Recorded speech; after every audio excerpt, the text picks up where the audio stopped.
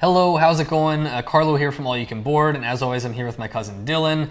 And today we have a very exciting, very fun video that we've been looking forward to a while. So this is the Azul comparison video. So we're going to be comparing the four main Azul games here that have been released so far.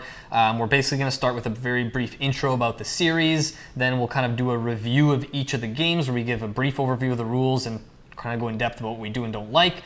Then we're going to do rapid fire through, I think, 6 categories, just talking about which games stand out as being maybe the best or worst in those categories. And then we'll end by giving you our kind of final verdict, how we rank them in the series, and sort of what the future of Azul might hold. So before I throw it over to Dylan, I'm just going to mention real quick, we are not talking at all about the 2 mini expansions. There's the Crystal Mosaic overlay thing for the base Azul, which we don't have any experience with, and there's also a mini one for Summer Pavilion, I think. And we're also not waiting for Master Chocolatier version of Azul next year because it's just purely an aesthetic thing. So we're just talking about the 4 base games here.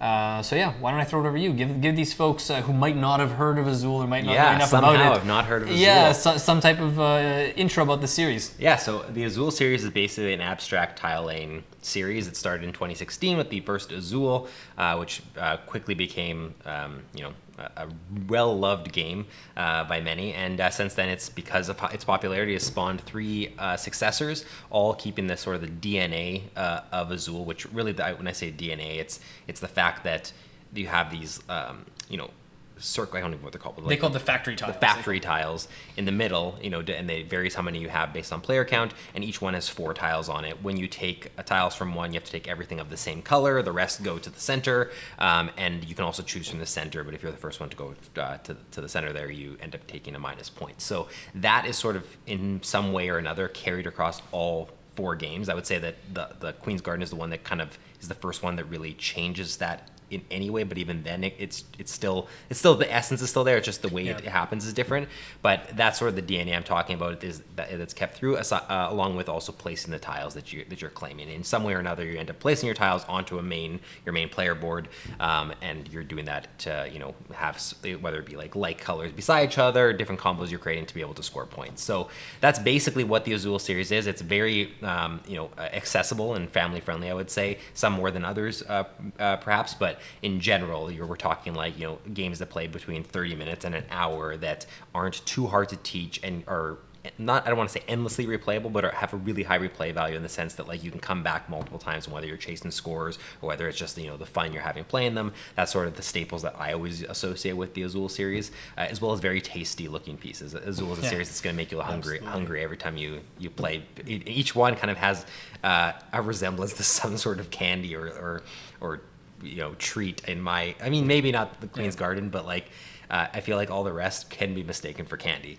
to the point where if you're playing with children, you're probably going to want to tell them this is plastic. Yeah, exactly. Yeah, that's a quick overview of Azul. We'll get into more for each specific one as we get there. But. Yeah, and who designed and published these games, Dylan? Right, of course, yeah. So this is, they're all Michael Kiesling. They're all his designs. He did the original Azul, and he's expanded on it ever since. And it's Plan B Games, who has published these. I think a few of them are under their Next Move Games banner, but that's all Plan B Games still. And it's been that designer and that publisher through and through. Cool. Mm-hmm. All right, so I guess we're ready to kick it off. One game at a time here. So we're going to do this in chronological order, obviously, in terms of release. So this one we won't talk too much about the original Azul in terms of rules overview, just because this is the most well-known one. Most people probably know it. But again, just to add on to what Dylan said, I guess this one does not play over a set number of rounds. The game end is triggered by someone actually completing a horizontal row of tiling their pieces, and as we're going to see with some of the other Azuls, some of the other ones do play over a set number of rounds. So that's one unique thing about this one. And even just the way that you're acquiring, when you acquire your tiles, you don't have any choice over where they, other than just putting them in the rows, but you're going to see in some of the other games, where you put them sometimes matters a little more, whereas here, once you put them in that row, it's it is going to tile into that one specific spot. I guess that's not taking into account the backside of the player mat or whatever, which I've only tried maybe once, and now I'm realizing I've played, I think I almost exclusively play on the side that has the pre-set things, and I don't know if that's something you have any strong opinions on. I played the other side a couple times on, I think I played a couple times on Board Game Arena, but definitely in person I did, but it's not my go-to one because generally at least in the last couple of years when I played Azul, it's not like I've been playing with people where we're both Azul experts. And not that I'm an Azul expert, but I played it a lot compared to most people I'm introducing it to. So it would feel a little bit unfair for me to be like, let's play on the advanced side, which might be fine for me, but it's not going to be fine for them. But that being said, if we ever sit down, the two of us again, and just play base Azul, or even with like one other person who's played, maybe we should just make a point of doing the advanced side and just see, you know, I don't think it changes things drastically enough to be like, you need to be playing on this side, at least not in my opinion. But for me, the feeling I remembered getting from the 1 or 2 times I did was just that it slowed the game down because you're sitting there strategizing more and picking like, well, what would make sense to go here, and does this, and like I kind of started feeling like that's not what I want from Azul. Like I want a fairly quick playing game where I'm not trying to puzzle out too many things and calculate. So, but yeah, anyway, I think another big thing that this one focuses on that the other ones don't maybe as much, and maybe correct me if I'm wrong, but is like the negative points, like the smashing tiles. Like you can really lose a lot of, I mean, I guess when we get to Queen's Garden, there's a way to lose a lot of points in that too, in a different way, but like just being left with excess tiles and having to smash them is a big part of the game, especially when you play with smaller player counts, right? 2 players is very cutthroat. There's a lot of forcing your opponent to get stuck with stuff they can't work with at all. 2-player Azul is more and more cutthroat the more I play with people who have played before. I've noticed this most on Board Game Arena because there's some people in there that have clearly been playing a lot. Like this can be a cutthroat game, and it's interesting because it can also be a relaxing experience depending on who you're playing with and how you. I've played many times where it's not like I'm holding it back. I'm less incentivized to focus on what my opponent's doing because they're new to the game, and I know that they're not trying to pull off some crazy strategy by blocking me. If they block me, it's happening naturally because of choices they're making. Right. So I'm less inclined to be like, oh, I'm really going to screw them over by this because they're not doing that to me. Whereas online, you almost, or sorry, not exclusively online, but in the games I play online, it's felt like I have to do that to counter how much it's happening to me. It's interesting that the game can kind of, you know, have that switch flipped, and all of a sudden it can become this really cutthroat experience. I like that, have that option. Me too. Yep. What else is there to talk about with this one? I mean, I think the one thing that I remember like hearing a lot of people say when it first came out, the one barrier to it maybe being like a gateway game or that first game you show someone is maybe the way the scoring works. Just the way that like with the horizontal and vertical lines and the bonuses at the end of the game. And I've even had the experience even when I thought like I explained to someone, I'm like, does this make sense? And they're like, yeah. And then later on in the game, they're like, oh, it works this way, and I realized I didn't really understand. The amount of times I've been introduced to Azul, and then like near the end, I've had someone go, "Oh, I didn't know that you score like that." And I'm like, "I told you." Exactly. I learned it right from the rule book. So there's that one little barrier, I would say, but otherwise, it's such an approachable game, and I think this is sort of an iconic game, not only for the hobby, but in a way for us, because like we were into board games for a while before this, but there was almost like a next level of like getting into board games for us when this came out. And I remember the first time we played this, we were like amazed, and like we kept playing it, and we loved this game. And we both bought our own copies like right at the exact same time as soon as it was available, which and we were living very close to each other. Like I could have borrowed your copy whenever. We were like, no, we each need our own copy of this game. We were playing it at home a lot, so like it's been a really, really instrumental game for the hobby, and we've seen lots of other, not only other Azul follow us, we've seen games like Bees that we've talked about on the channel, other games that seem like they're going in a similar for a similar thing as Azul in terms of the complexity and maybe family friendly, but with room to make it more cutthroat and strategic. So, these days, what are your overall thoughts on Azul? Every time I come back to it, it still hits the mark for me. It's never necessarily been one that is deteriorating or on its plays over time. I continue to introduce it to new people. I continue to have fun playing it. As I get better at it and play it more, I'm unlocking, it seems like another side of Azul, where now I'm trying to like see how many points I can get and how well I can do at it, whereas before it was just sort of one of those games that's just a relaxing, fun experience. And I think it's rare for me that a game can do that over time, like evolve that over time. Either I get introduced to a game and I'm like, this is going to be a game that to enjoy properly, I'm going to have to like sit down and try to like really strategize and play as well as I possibly can, even on the first couple times I'm playing, because that's what the game's about. This one can be so many different things that I feel like I've just had this natural evolution as I play. And it's made it so refreshing every single time I come back to it. Even if I haven't played in a while, and I think you said it even when we did our top 50, is like wherever you ranked it, afterwards you're like, I played it again or whatever it is, as you said, and you're like, and I think I slept on how much I remembered enjoying it or whatever, right? Like it's a game that sometimes like you forget how much you enjoy when you play it again. You're like, damn, like it holds up, you know? And even playing with different, like you could play it with me and you could play with a different person and you could have a different experience depending on if that person's playing more or less cutthroat, right? More confrontational, that kind of thing. So yeah, I'm in a similar boat as you. Obviously, you had it ranked a lot higher than me when we did our top 50, but I did regret it. And like since I've gone back and played it more in the last while on BGA, I've kind of been reminded, and I do like it more than I maybe thought when I did my top 50. Yeah, I think it's an amazing game, and I think there aren't many games that pack this much into 30 to 45 minutes with these like this level of component quality and just it's a really good game. And obviously we're biased towards the entire series because we're Portuguese and these games are all set in Portugal in some way. But is there any final thought? Anything else you want to touch on with this before we move on to the Stained Glass of Sintra? Let's go to Stained Glass of Sintra. Okay, cool. Number 2 in the Azul line, the one that followed, was Stained Glass of Sintra. This one, like I said before, keeps the DNA of the factory tiles, and having the way you choose your tiles is identical. And like everything looks the same. They go to the center. You can take from the center. You get the minus points. Like that's all still there. However, they did a pretty drastic shift with everything else. Like I think with a lot of games that have a follow up in the same line of games, often there's less change than in my experience, not always, then seems to change, because like the tile placement is 100% different. And not only that, it also introduces the little meeple guy at the top, the glazier, which like is something that's not at all present in the original Azul. Like there's or in any of the others. Exactly. So it's a very different flowing game aside from the factory tile part. That's basically what it retained. Everything else is you have these like sort of long vertical tiles that are that you're placing randomly across your entire little player board. So your player board is essentially like a bunch of pieces all stuck together instead of one big square. And they're double-sided tiles. Yes, exactly. And each one can hold 5 colored tokens on it, and it'll specifically say which colors have to go into these spots. This one could have like 3 yellows, 1 blue, something else. They have to be those, but you can only ever play tiles onto whatever is below the glazier or to the right of it. And whenever you are going to play somewhere, you have to move the glazier to that spot, so now everything to the left becomes inaccessible. The only way to get access to those ones to the left again is to use your turn to not take any tiles and just move the glazier back to the left, the start of the row, which opens up your options, but then gives your opponent the chance to pick a tile and you didn't pick one that time. So it plays very differently, and even on the way that the original Azul was the vertical lines, horizontal lines, and then one of each color where the bonus is. This one is once you complete an entire vertical row, you're flipping that tile to the reverse side. You have different colors you have to go for now, but now that one of those tiles goes and moves down to the bottom, and there's 2 different sides that you can have your player board be like, and each one scores differently. The one I normally play on and like the most is the one where they drop down and you basically have these like black little diamonds on the bottom, and if you are counting up how many tiles are basically on the 4 sides of that black diamond. If you have 1, you score X amount of points. If you have all 4 sides, you score the max points, which is I think like 10 or 12 or something.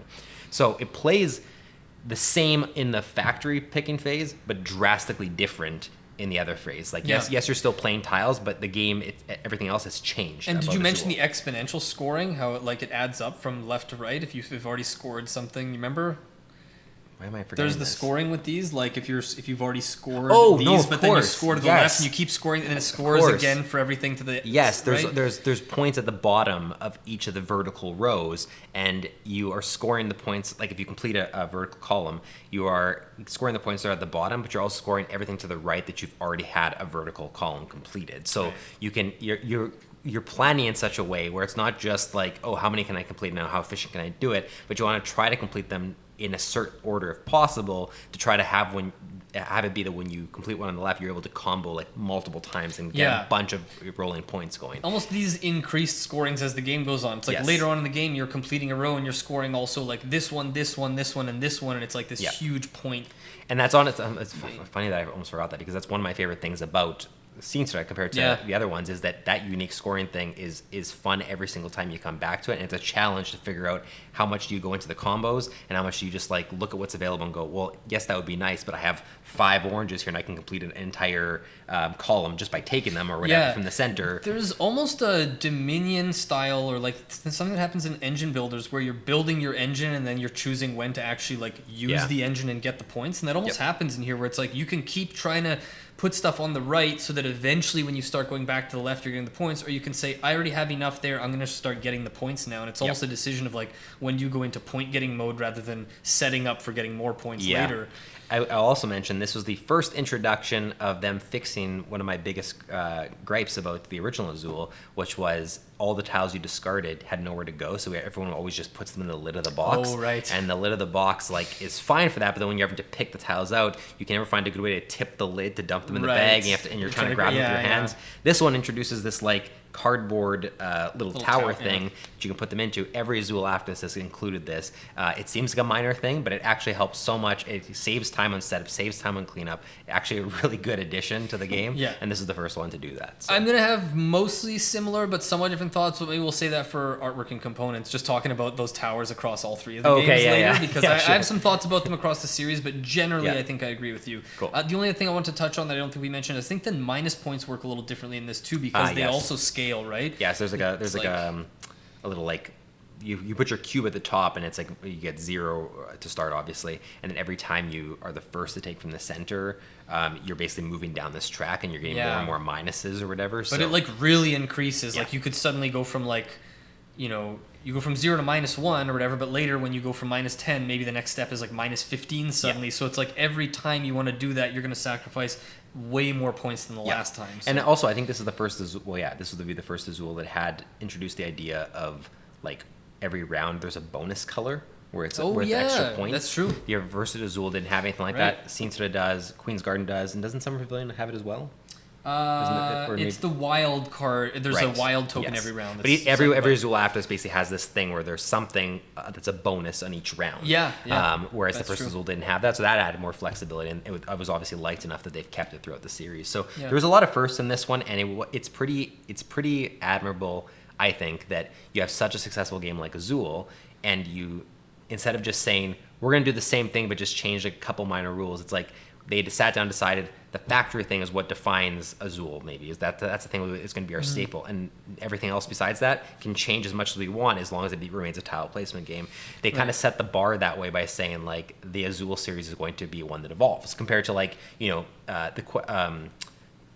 Crew, for instance. Like, the second one I prefer to the first one, but it's very much like an identical game. It's just they've changed the missions and they've made a couple upgrades. This very much feels like a different game with the same DNA. Absolutely. So it's like he decided, hey, how can I make another game that involves drafting tiles and placing them somewhere to score points based on where I choose? But it's like, I was the same thing. My first impression playing this game was like, wow, this is still, it feels like it's totally part of the Azul series. Well, I guess at the time it wasn't a series, but like felt like Azul, but very different still. Yeah, I love this version of Azul. I mean, I love them all, but the Glazier system I'm a huge fan of. The point system at the bottom, on top of having like the end game bonus points as well, I'm a huge fan of. I like the idea of you flip over these vertical tiles. If you complete it again, it removes itself, and now you're slowly removing these tiles from your player board and having less options of where to go and which tiles can be placed. I think it's a really, really elegant system, and I wonder with this with a lot of the Azuls, but like for each of them, I wonder if it had been the first Azul and say the original was a different one down the line or whatever, like would I end up liking it more because of a nostalgia factor, because of having more time with it or whatever? Because honestly, like it is a really solid version of Azul. It's just if it wasn't for the fact that it was taking DNA from the first one, if this was the first one I had played, for instance, I would have been probably even more blown away by the fact that it's like, look at all this amazing stuff it's doing, and I not knowing that it was based off of the original or whatever. So yeah, I'm a huge fan of it, and I think it plays really, really well. Cool.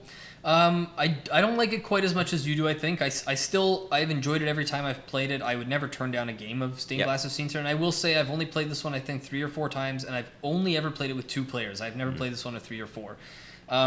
While I had found the Glazier very interesting the first time I played the game, and I thought, like, there was a part of my brain that, like, it tickled in the right way, where I was like, oh, this is cool. Like, you're trying to figure out the order and the efficiency. After playing it a couple times, I think I prefer the less restrictive nature of being able to put your tiles a bit more where you want them in the other games. And then it feels also like once your Glazier, like, it's restrictive, but it also sometimes feels like it pigeonholes you into a decision that, like, you did, like, there's an obvious best move. It's like once your Glazier's all the way over to the right and you have a bunch of spots filled up, like, your obvious turn is going to be move the glazer down to the left. Right? And not to say that the game, like, not trying to say that all the turns are obvious, but there's just certain things about the glazer that overall make me not prefer that version of it, I guess. But yeah, like you said, lots of cool stuff in here. Lots of this might have some of the most unique stuff in the series. Yeah. Honestly, after you can comparing them all, this one probably it might not be the most. We'll get to one after. I think is a little bit more unique, but it's definitely more of a departure than the next one we're going to talk about, I think. Yeah, and it was a significant step up in complexity compared to the original. Yeah. Not to the point where you need a different level of gamer to play it. Just that it is going to have a steeper learning curve than the original Azul, and I think the BGG weight is like a 0.4, 0.5 difference or something. So. Yeah, that is a stool. That is a stool. That is Azul stained glass of Sintra. That was the second one that came out. And I think we'll talk all about the tiles and stuff like that a little more. Oh yeah, for sure. Near the end in the categories section. Yeah. Okay, now we are going to talk about Summer Pavilion. So this one came out a few years ago. I think it was 2019 or something like that. 2020 maybe, but so this one I would say is, I think as far as rules complexity go, they say this is either the simplest or right around, it's very close to the original in terms of that. It plays somewhat similarly. Obviously there's still the factory tiles, you're still drafting tiles, but the board, even just the shape of the tiles and the way that the board is laid out is different because you have these 6 colored stars, and then in the middle there's a black and blue star that's kind of like a wild one. And the other thing about this game that's different from that is the first in the series at this point to have done this is that you grab your tiles, but then you just there's phases throughout the round, and the first phase is acquiring tiles, but then you just kind of hold them off to the side, and then in the second phase we go back and forth taking turns, or clockwise if there's more than 2 players, actually placing the tiles on our board.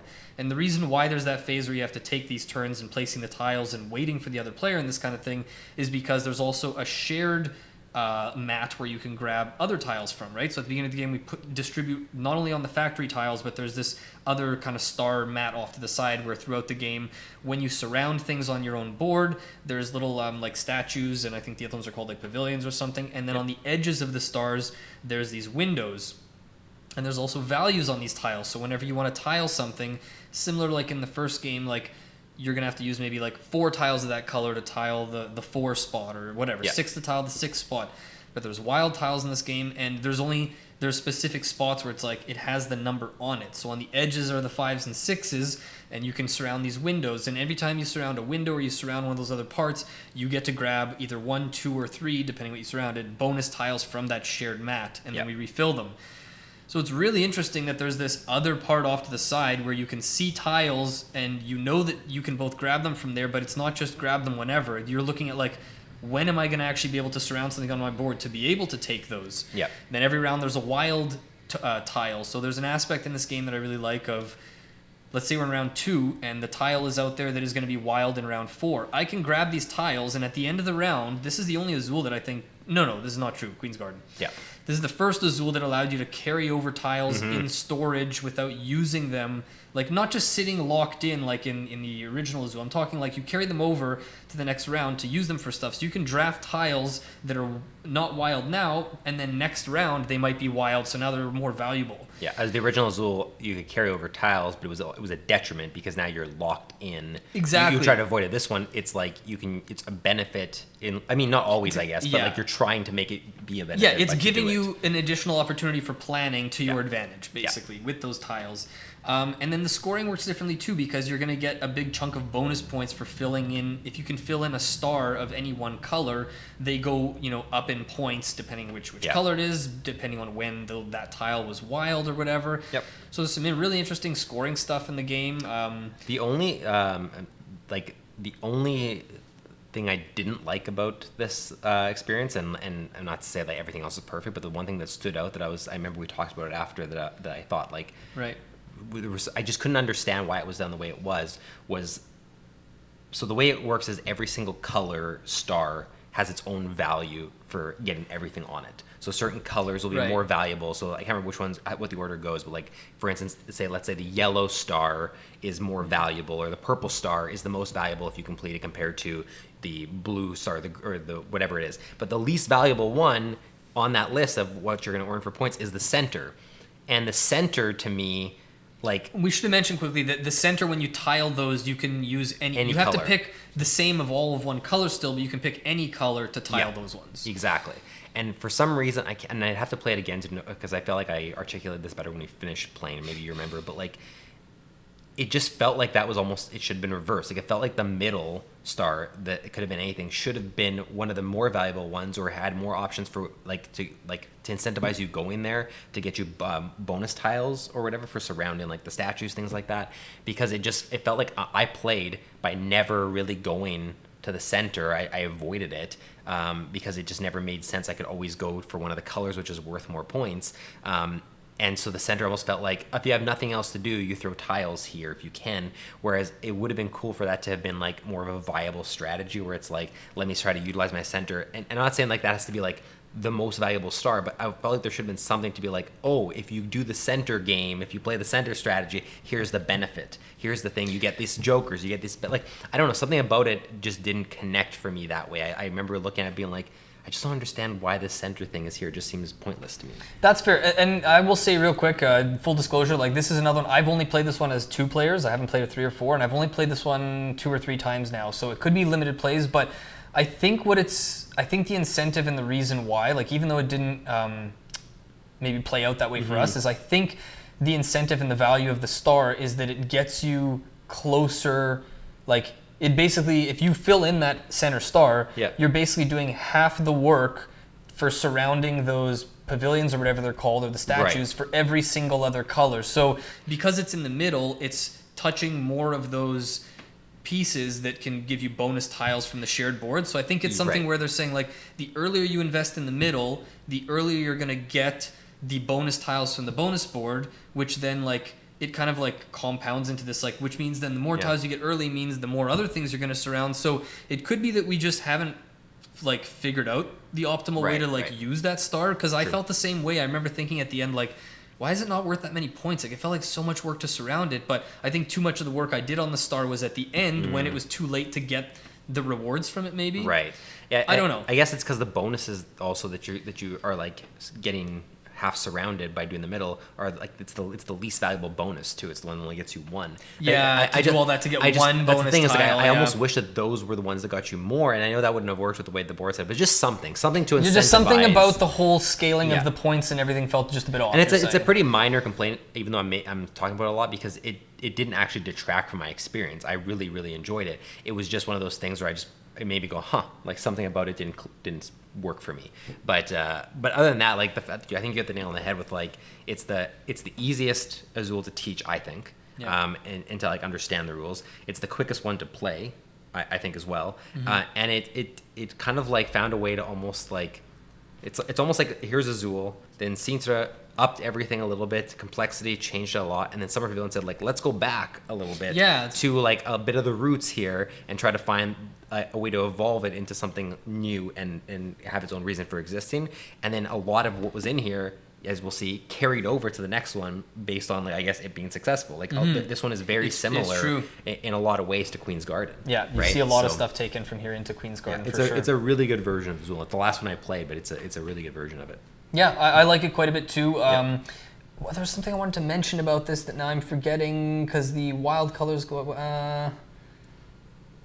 what was it that I wanted to mention about this? Maybe it'll come back in the categories. Yeah. Yeah, maybe it will. Whatever. I don't want to hold things up if I can't remember. Yeah. If it comes up later, I will mention it. But either way, it's a great version of Azul, and it's definitely probably, like I said, the easiest one to like introduce to someone new, I think. Yeah. Oh, this is what I was gonna say.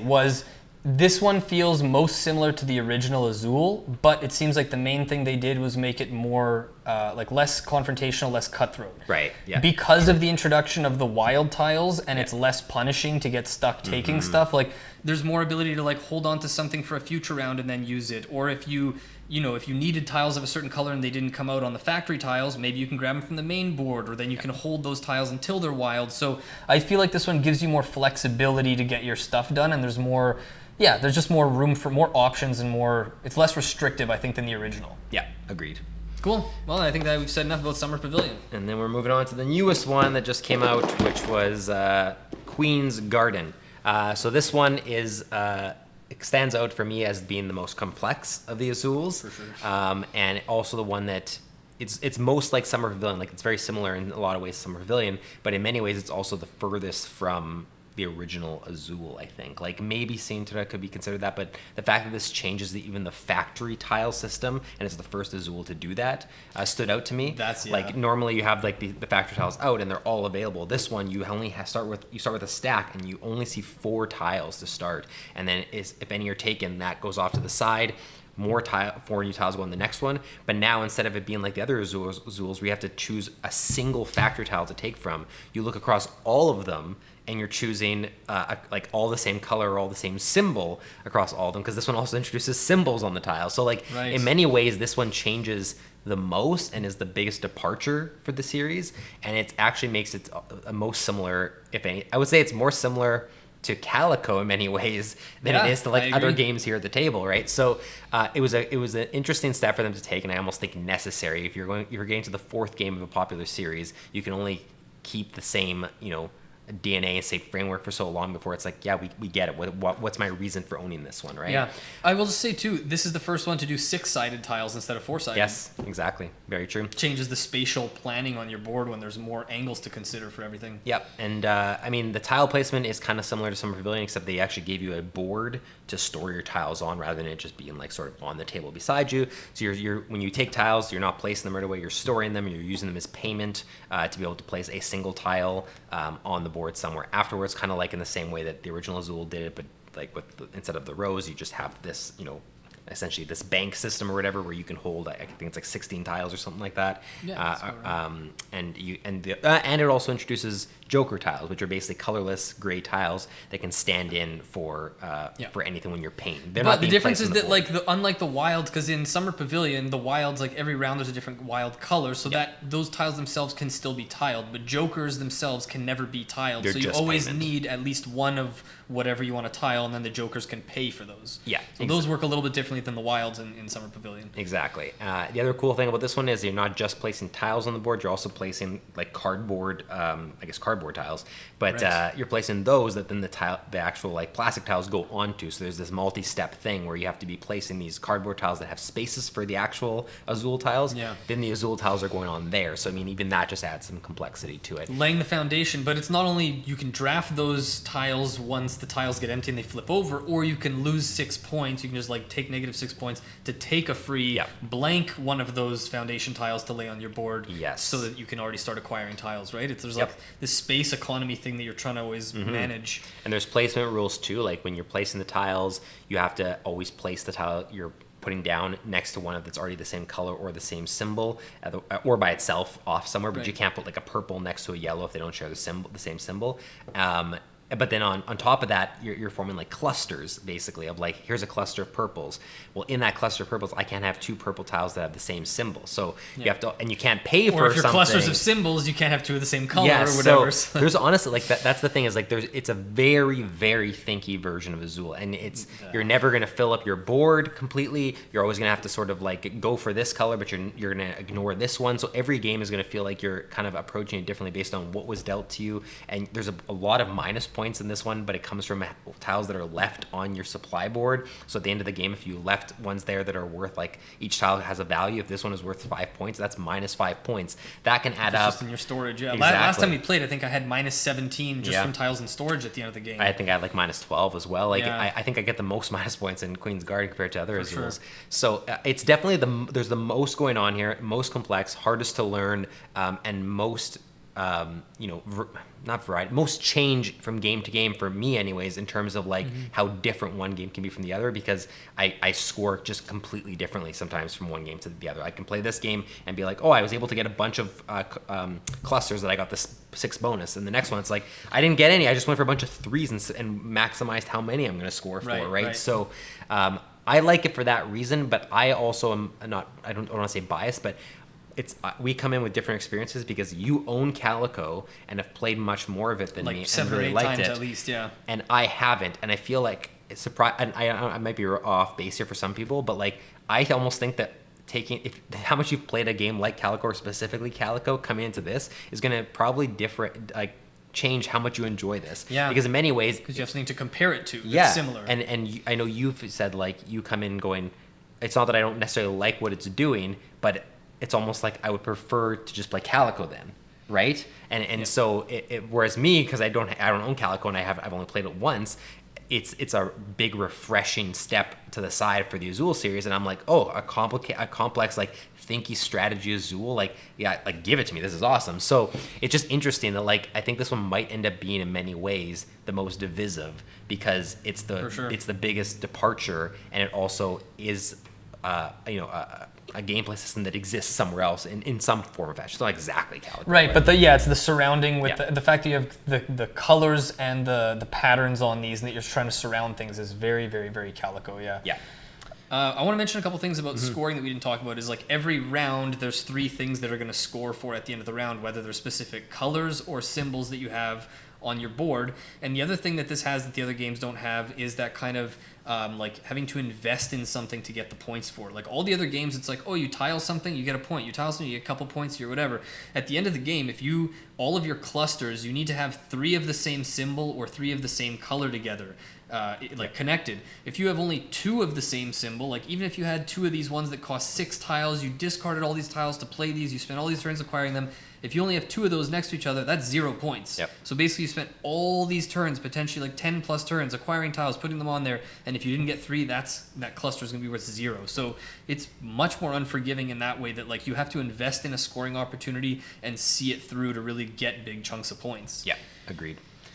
I think that's all I got to say on this. I think a lot of other stuff when it'll come up on a couple of the categories, but the biggest takeaway is I think it's the biggest departure for the Azul series, and because it's the newest one, it's interesting to think about, and we'll talk about later, like what that might mean if they continue to make Azul games going forward. Yeah, there's something I want to talk about with this game that I don't know if it's better to bring it up in artwork and components, but I have a couple issues with the tiles in the game. Do it. Just from a production standpoint. So. Yep. The other Azul games did a really good job for the most part. I guess maybe not in the second one as much, but if you think of the first one, like these games for the most part tend to be fairly colorblind friendly, I think, because like base Azul, you can still have there's the symbols on them, right? So you can kind of indicate. Obviously, I think there's 1 or 2 of them, the reds that don't have symbol. Or I guess that's the only color, right? So yeah, the base game was great for that. Second game obviously just has the tiles that look like Hall's candies or whatever. They're just the solid color. But like the problem with this one that I have is that they went for a specific color palette, obviously, and that's why there's these kind of pastel colors. But there's only 6 different types of tiles, and there's 6 colors, but they chose 2 shades of green, a dark green and a light green, and then they also chose 2 shades of purple, or like a purple and a light purple, or purple and kind of pink. That already is like, seems like there's no real good, like, was it really worth the color palette to sacrifice the idea that like, it didn't happen often, but if the lighting's not great, sometimes you're going to accidentally take the wrong tile or think, oh, I thought the other one was scoring this round. And the other thing is, on those yellow tiles, because the symbols are printed in white, the first time we played, there was times like the glare. I was like, which symbols are on that yellow tile? Yeah. And it just feels like, was this not play tested? Like, did they not? I imagine people would have pointed this out, and it feels like, did they just say like, well, too bad, the look of the game is more important, let's just go ahead with what we have? Right. Like, or was there any, like, did they attempt to address that issue? Like, it just feels like it's not very, like, we're not colorblind, or we have really good vision, or you wear glasses, I guess, but like, when you wear glasses, your vision is good, and we had multiple issues with misinterpreting colors or not seeing the symbols on the white tiles, and to me that's, or the yellow tiles, and it's almost an unforgivable thing for this game. So yeah, I don't know if it had something to, like, I don't know enough about shades of different stuff for color blindness, because I know that sometimes when you're colorblind, it's not necessarily like, oh, red will be like super different from blue, like it's something to do with like shades. I don't know if there's something like that there, but it seems like you probably could have, even if that was the case, there's got to be a solution that can make it more accessible for people who are colorblind, but also still legible for people that are not. Yeah, and it's like, I understand maybe they didn't want red in this game. Okay, so maybe instead of 2 purples, you do a yellow and an orange, or what? Like, I don't know. They're just, it feels like there could have been. Really, you're just mad there's no orange. Yeah, exactly. Yeah, there, you caught me. Yeah. But anyways, we'll talk more about that when it comes up later. I think that's plenty. But one thing we just didn't touch on real quick is that it has the same, when you surround things, you get bonus jokers instead of tiles the way you would in Summer Pavilion. Yeah. So definitely borrowed that from Summer Pavilion. Oh wait.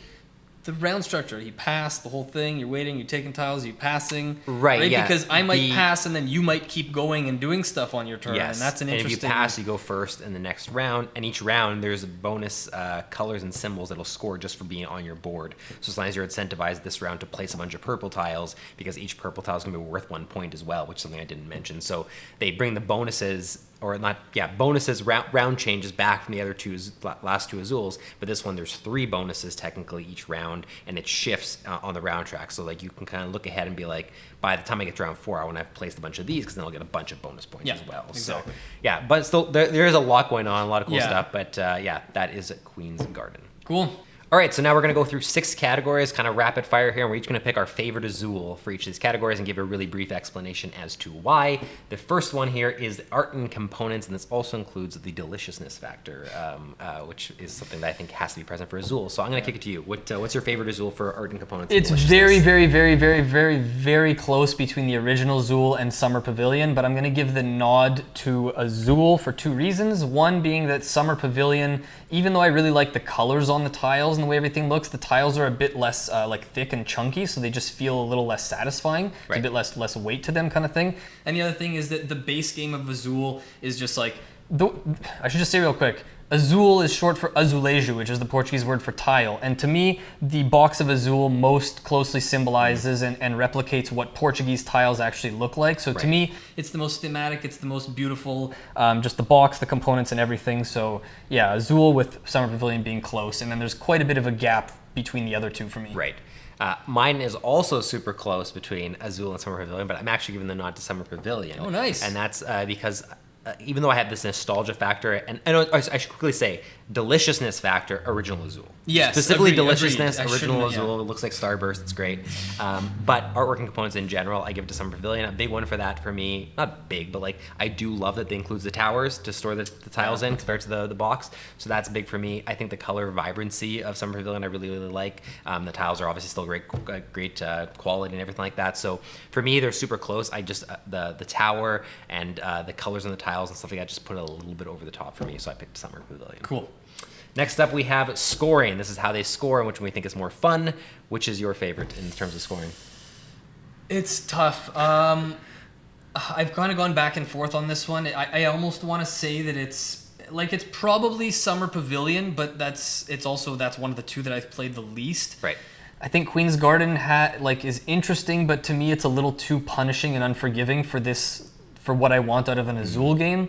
So I think, and the original Azul just feels to me like from game to game there's a bit less variety. So I think overall I have to give it to Summer Pavilion for the flexibility of where do you want to start first, where do you want to try and get those bonuses, how do you want to take these wilds, and where do you want to go, and so I'll give it to Summer Pavilion just ahead of the original. Okay, for me it was super close between Queen's Garden and Stained Glass of Sintra.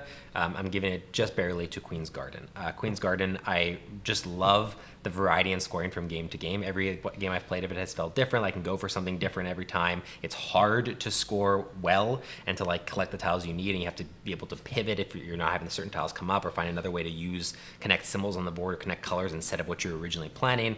The bonuses each round and that you can go for to get extra points, or having the actual pavilions on the tiles that you're placing is an extra added thing that you can kind of go for and get a bunch of points from, even if you're suffering in the other stuff. The reason Sintra was close is because I just love that point system on the bottom where you score for everything to the right. It's almost that alone almost gave it to Sintra, but I'll give it to Queen's Garden just a little bit on the edge. Cool. Next up, we've got player count. Which one? How do we want to do this? Is this sort of which one we think all encompasses the player counts, or the best, or whatever?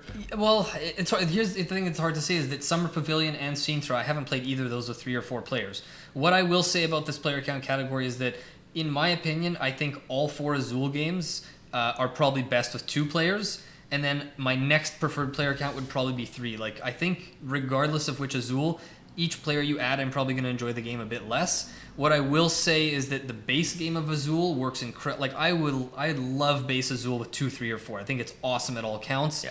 Queen's Garden, we have not played with 4 yet. I don't want to play it with 4. I think it would take way too long. And even with, I enjoyed it way more with 2 than with 3. So I would say, basically the thinkier they are, Sintra and Queen's Garden, to me, I would more rather stick with just 2 players. Whereas I think base Azul and Summer Pavilion, I'm more likely to be willing to play them 3 or 4 because they're quicker and simpler and a bit less restrictive. I would agree with that. I will say that, for me, I give the nod here to Original Azul because I love Original Azul at every player count. Yeah. I played it with 4 on BGA a bunch in the last like a year and a half or whatever, and was I guess maybe because there's less setup in that environment and no tiles to move around. But I actually really enjoyed it with 4. Yeah, it's great. And with 3 as well. So I'd say that Original Azul is best with all player counts. Summer Pavilion's probably the next closest because of how quick it plays and how quick it teaches. And then from that it goes to Sintra, and then Queen's Garden is the one that probably, like you said, I don't know that I'd necessarily be seeking it out to play with 4. I enjoyed it at 3. I think more than you did, but I still think I agree that 2 was much better. I liked it a lot at 2. Yeah. Yeah. So other scoring, we were quite different, but otherwise we've been pretty similar on the other 2 so far. Yeah. Next is player interaction and negative points. So I think the most punishing one, or the one that's the most interactive, where you can actually hurt your opponent the most, so far seems to be the Original Azul, I think, at 2 players. Yeah. I could be wrong. Maybe after playing Queen's Garden a bit more, there could be a bit more of that denying the opponent, especially as you get better. Yeah. The level of player interaction, I think, is pretty ideal in base Azul. There's going to be some people, because it can be used sometimes as a gateway or entry-level game, or some people like to play it relaxing, that sometimes at 2 players, certain people are going to find that too punishing, and they're going to say, I didn't like how punishing that was. So I think it depends. For me personally, I think the player interaction of the first one was basically perfect. Right. But if you're the type of gamer who likes more sort of like friendly games, then maybe go with one of the others. Yeah, I agree. First one is my favorite for player interaction. If we start to factor in with that, which one incorporates negative points the most to make a fun experience, I actually then give it to Queen's Garden, because as much as it's punishing, I really enjoy how stressed I am in Queen's Garden, trying to figure out how to use every tile in my storage to not get negative points. And even the last time we played, like, I ended up, there was that one play where there was a tile on top of the cardboard tile, and I don't know what's on the other side of the cardboard tile. And if I take the tile on top and what's underneath is not good for me, I'm getting a bunch of negative points. But if I don't do that, I'm still getting negative points, but it might be less. So I have to like weigh the pros and cons. But either way, I was getting negatives, and I wasn't upset about that, because it's just this really fun thing to navigate, to be like, how do I do what I want to do and not get a bunch of negatives. And I felt like out of all the Azuls, negatives came into play the most in Queen's Garden. But I didn't hate the way they came into play. So. Yeah, because it's sort of like, how bold do you want to be early trying to gather these tiles if you're not going to be able to finish this stuff and then get a bunch of negative points? So it really does like make this game arc at the end feel really punishing, but in a good way. So I agree with you about the negative points for sure. Cool. Next is complexity. Which one hits the complexity just right for you? Probably Summer Pavilion, because again, that one little barrier with teaching for like the points. Like if I had someone over for the first time and I was gonna, like, for a long time I kept thinking Azul would be the perfect entry point, but I'm almost starting to shift and think I would maybe show someone Summer Pavilion first. Like if someone came over and said, I've never played any 4 of these, I mean, I guess I don't have 2 of them, but if they said, show me these, I might start with Summer Pavilion first because it seems the easiest to teach. But I would say with that one or Azul. Again, once you get into Stained Glass of Sintra is still kind of borderline for me, where it's like the complexity level still works for this type of game, whereas for Queen's Garden it feels a little too much for me. Yeah. Complexity, I think, is hit just right in Summer Pavilion. I agree. I think it's the easiest one to introduce. That doesn't necessarily mean it's the best in terms of complexity, because it depends what kind of game you're specific. Maybe you really like complex games, and then I would say the most complex is Queen's Garden. But for me, from easiest complexity to hardest, it goes Summer Pavilion, Azul, Stained Glass of Sintra, and then Queen's Garden. I agree. So yeah, take that for what it's worth, depending on how much you are looking for complexity in your Azul experience. Yeah, I should say on that note real quick, the BGG complexity weight rating thing says that Queen's Garden is almost a 3.0. It's like 2.9, and the other ones are all right around a 2. So yeah, big step up. Yeah. And then we have lastly gameplay and mechanics. Like this is the entire gameplay experience essentially of Azul. Which one, in terms of how it plays, is your favorite? You go first on this one, I'll go first. I'm still a little... Mine was very close between all of them. Like this isn't final rankings of overall. No, You're talking... Yeah, okay. This is just like this, how the turns the and the rounds play out. And everything like that. Yeah, okay. I have to still give it to the original Azul. I would say that Summer Pavilion and Queen's Garden are probably the closest to it. And on a different day of the week, they might... come even pass on certain ones, but the original Azul gameplay loop and has just never tired for me. And whereas I can't say that for the other ones, they won't ever tire for me. Summer Pavilion might, in that way, be the closest, where like I could play it the most times and still like not have it deteriorate in fun level. Whereas the original Azul never has. I can play it over and over, and I never have less fun because I'm always sort of chasing now high scores because I've played it enough that I can do that. So that regular like gameplay loop, I think, has just never tired for me from the original Azul. Okay, cool. I think I mostly agree. Like I agree 100% about what you said about base Azul. Yeah. I remember thinking when we were playing Queen's Garden, I really like the way that the turn and round structure lets you have turns where, like, because we were talking about before in Summer Pavilion, how when you're doing the tile acquisition and placing them, those are separate phases. But in Queen's Garden, you get to choose on your turn. Are you picking tiles? Are you placing tiles? Like, the fact that you have this more open aspect of it is really cool. I just think that there were other restrictive elements of the game that maybe prevented me from enjoying that quite as much as I did. Again, I'm probably going to go with Azul and Summer Pavilion, but because Summer Pavilion's the newer one, I'm going to leave the original king with the crown. We'll leave it with Azul. But yeah, Queen's Garden has a lot going for it too in that respect. Okay, and now we're going to do our rankings. So the way we're going to do this is I'm just going to list my, starting from 4 going to 1, I'm going to give them all, and I won't talk too much about each one unless there's something I need to say because we kind of went over it already, and then I'll throw it to you and you do the same. Sounds and then we'll get into our last little future of Azul. Do you think we're going to have the same order or different? No, I think it's going to be different, but I think we're going to have the same one. I think we're going to have 2 of the spots the same and 2 of the spots different. That's what I think. Me too. I think we're going to have the same favorite and probably least favorite, and I think the middle 2 are Yes, that's exactly what I think too. Okay. But can't give away your expression. No, robot face. Number 4 for me, and again, I want to quickly preface, I actually love all 4 Azuls. There's none that I'm like disappointed in. I really love this series. I would play any of them and have a great time. And I don't think that 4 is like, I would just take it as my least favorite Azul. I don't take it as it's a bad game. So you currently own 3 of the 4. Yeah. Are you looking to buy the 4th one? I think so. I think I want. I think, and that's that Summer Pavilion. Yes. The one you don't own yet. Yeah. So number 4 for me is Stained Glass of Sintra. It's really, really good. It honestly, the only reason it's number 4 is just that I like the other ones more for different reasons. That's all I'll say about that one. Number 3 for me is Summer Pavilion. I really, really enjoy Summer Pavilion. It's the easiest in terms of its accessibility, and it's one I want to explore. Out of all of them, it's the one I want to explore the most because it's the one I don't own, so I haven't played it. I played it the least of everything, and I just really think that it's going to be one that might even end up growing over time. How much I love it, the more I play it. Number 2 for me is Queen's Garden. I really, really enjoy Queen's Garden. Again, this is for me because I haven't played games like Calico very often, so it was so refreshing to play this complex, thinky version of Azul that it's not like I would come back to that at the same times I would be.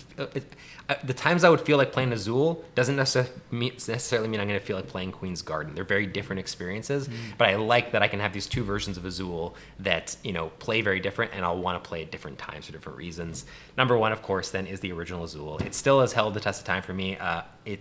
It's going to be hard to top if they keep making Azul games. They're going to have to find some way to like capture that really satisfying gameplay loop that never really gets old and has this thing that brings you back every single time. That how can I beat my score? How efficient can I be and be so satisfying at all the player counts? It's going to be hard to top that for me, and that is why it's number 1. Cool.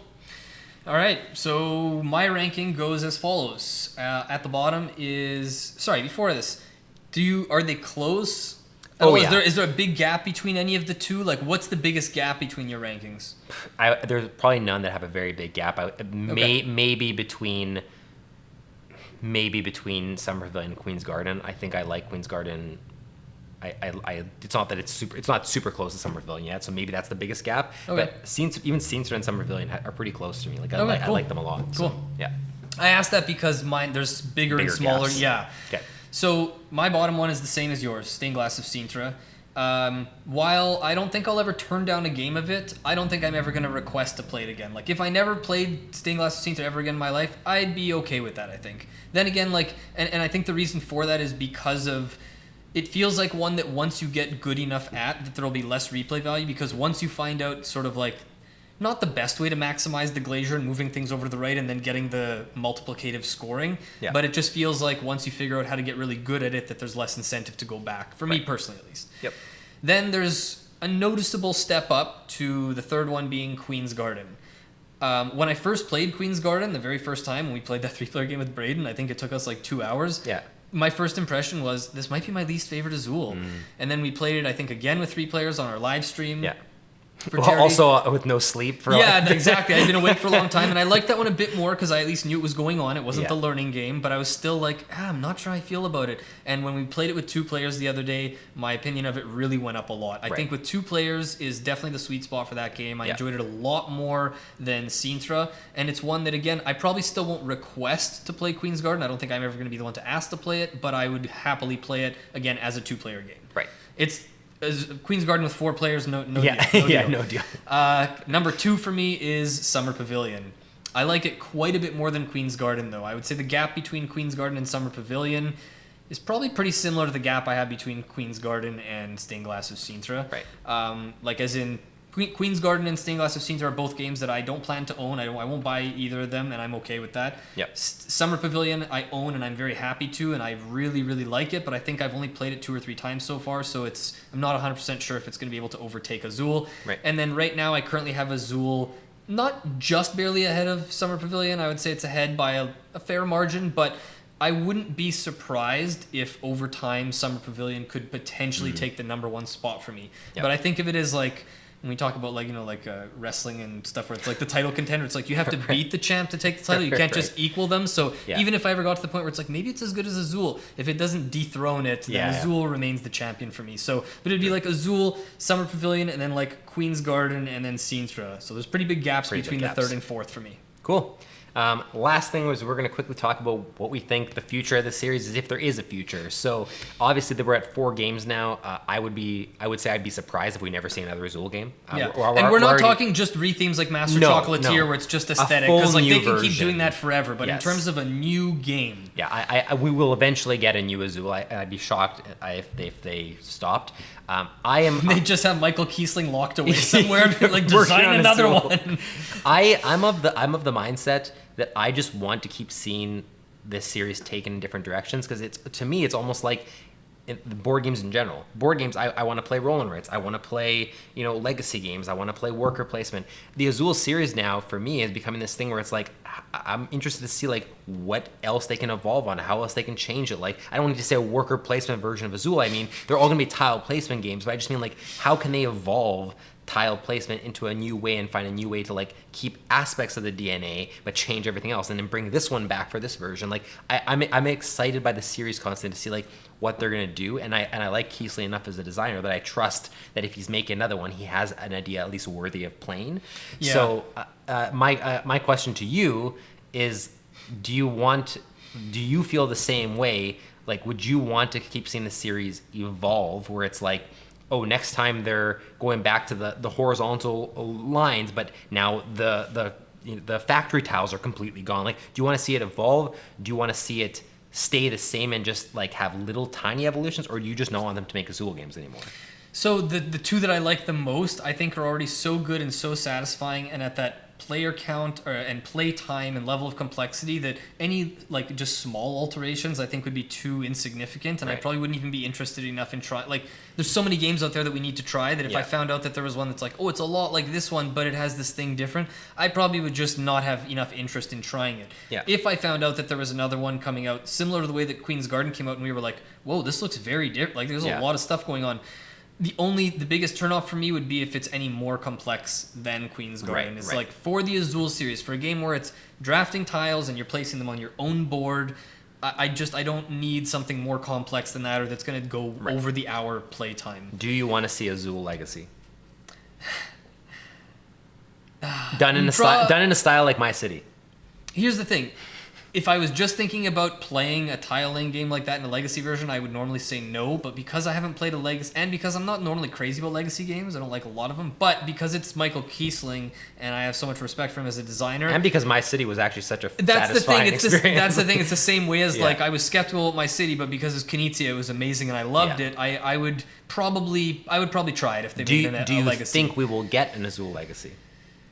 Do I think we'll actually get it? We're getting Sagrada Legacy. No, because I think I was gonna say no because thematically, what do you like? What's the story? What's the hook? How do you carry things over? But then again, like, what was My City? You're building a city. Like the thematics are making money. Yeah, exactly. And I guess in the paragraph, like the intro paragraph of these games, they have some story. Now that the king has built his palace in Sintra, he has moved to Evora to stay in this other windows of this church or whatever. So like they can find a way to do it, I guess. And The last thing I'll say about this before we go is I'm interested to see what a 5th Azul could be, because it's going to have to be different, because the last 2, Summer Pavilion and Queen's Garden, shared so much that they can't just do a 3rd that shares anything with those games again. It would So at this point, they'd either have to go back and start sharing stuff with the original, start going back to a little bit of what Sintra did, or complete new evolution. So I'm very excited by the 5th one, because I think it'll be some sort of different departure that'll be exciting to experience. Right. So. What I will say is I don't want to see Azul : the dice game. I don't want to see Azul roll and write. I don't want to see Azul the cooperative version. Like, those are the ones that if I see them, unless someone shows me something to change my mind, I don't even think I would play those if I see them. But I would play Legacy them. I would give a chance, and some other variations of Azul I would definitely give a chance. But I feel like they've got a real challenge in terms of, like, you got to come up with a new color palette again, and you it's a real but if they do, anytime they release a new one and it's that different, it's just like more respect for Michael Kiesling for creating these different games that still feel like they share this DNA. So agreed. Yeah, and very impressive series of games. Yeah, and that's it. That's a almost an hour talk on Azul, but all 4 compared, reviewed. Let us know in the comments how you rank the Azuls and why you pick them that way. And also, if you were surprised by our rankings, let us know what you think the future of the series looks like. Do you want to see a 5th? What do you want that 5th to look like? Let's talk about it in the comments. Otherwise, thanks so much for spending time with us and talking about Azul, and we will see you next time.